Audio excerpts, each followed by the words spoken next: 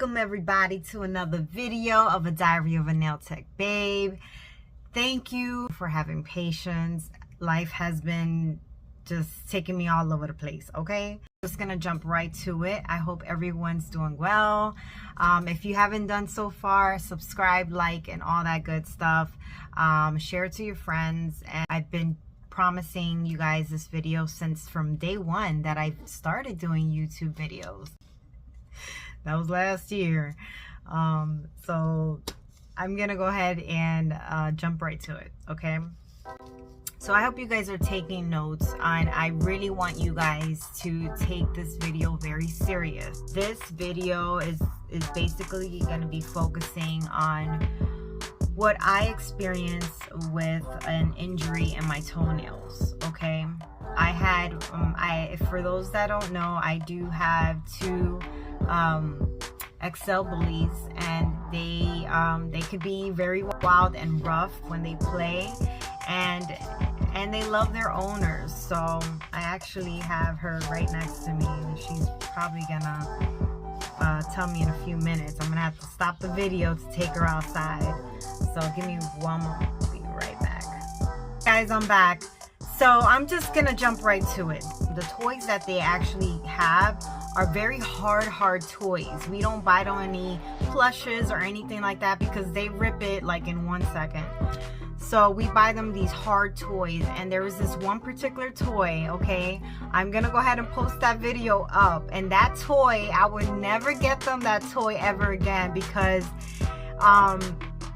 the one thing what dogs do, you know, they love their owners, and they're gonna, when you get home from work or anywhere that you come home, they're gonna come to you and they're gonna bring you their favorite toy. So that's for them to welcome and say, I love you, you know? So my dogs, yeah, the big dog that I have, he brought me one of his toys, and it was like a hammer type of toy, and it was pretty big, you know? And that thing was so heavy, okay? One day I came home, and they were so excited, and the bigger dog, he brought me the hammer, and it fell right onto my feet, okay? Not once, but twice, and both feet. So I was like, no, because I already knew that was gonna be a bruise, and I was gonna get some lifting, okay? It hurt. It's like if you bang your toes in a corner of your bed or in the wall. You know how painful that is? That's how it felt, okay? Now, and I was praying that my nail wasn't that damaged, that it didn't damage the matrix, which is like the root of the nail, where the nail actually grows out from. I'm gonna go over 4 steps that I took in order for my nails to grow out properly. And just to let you guys know, this took like a good, almost like a 1.5 years, and it's still trying to grow out. But as I'm maintaining it and dealing with the bruising, the blood clot, the lifting, also making sure that my nails don't become like a ingrown toenail growing out in a certain angle that I don't want it to grow out. So I had to prevent that from happening as well, as the damaged nail was growing out and the new nail was growing out as well. So I'm gonna go over these steps, and I'm gonna show you guys pictures of from the beginning to how they recovered. So, and I still have a few more months to go for my nail to fully grow out with that new toenail. But I really wanted to go on here and help you guys, whoever is suffering from that, or if you guys do ever suffer from a toenail injury, that you can take these proper steps. You can take these steps. You can take proper steps in order to maintain and prevent from it to become a fungus or a more severe injury to your toenail that's gonna end, and I can't even talk. That's gonna prevent you from going to a podiatrist, okay, and getting an actual surgery done to treat whatever you got going on in your toenails, okay? If it's something that really damaged the matrix of your toenail, which is where your toenails actually grow out from, and that is basically like your root of your nail. So as it grows out, so if you had a really severe damage in your matrix in there, your toenail might not grow back, or your nail in general. I don't like my nails very long, my toenails. I don't like them very long because, again, like I said, that traps in a lot of dirt and a lot of bacteria. But I did that so that way I can actually experiment with how my nails are growing out, and also how some of my clients that I do get, what they're going through. It kind of teaches me what my clients feel, okay? So I want to be able to experience that. And so it was really hard for me, okay? So when you see these pictures, they are a little gross, and I want you guys to really see where the nails were first had damage from, how it grew out, how it started lifting, how the blood started clotting, and also as I allowed my nails to outgrow itself, how the lifting was, it was lifting more from my toenail, okay? And how it was creating, there's a lot of debris, how it was accumulating underneath the nail. I really want you guys to really take this very seriously and take action immediately. If you are experiencing this at this time, or in the future, if you ever experience this, please take the proper action and reach out to your local nail tech, nail specialist, whomever you guys go to get your nails done, or pedicures and all that. Go ahead, get your nails done, all right? Treat yourself right, and let's prevent from us going to visit the podiatrist, shall we? Okay, the first tip I'm gonna go ahead and give you guys is soaking regularly, okay? You're gonna wanna soak at least once a week, all right? And that's gonna be 15 minutes before you guys go to bed, all right? I say go to bed because during the day we're doing so much, and it's just impossible to soak unless you got that free time to like just chill and watch TV. Then you can do it as well, watching TV. So I like to go ahead and soak with I will take a cup of apple cider vinegar and I will dilute it with water. The water, I'll put it in a bowl and I'll put it in a level to my ankles, okay? I pour in the apple cider vinegar, just dilute it in there, and just allow it to sit there for 15 minutes, okay? That's gonna go a long way, believe me, a long way. The apple cider vinegar is gonna prevent from your toenails to getting any type of bacteria growth. It's gonna kill all of that inside your nail. The second tip that I'm gonna give you guys is at least once a month, do a pedicure, okay? Maintain your foot at a regular basis.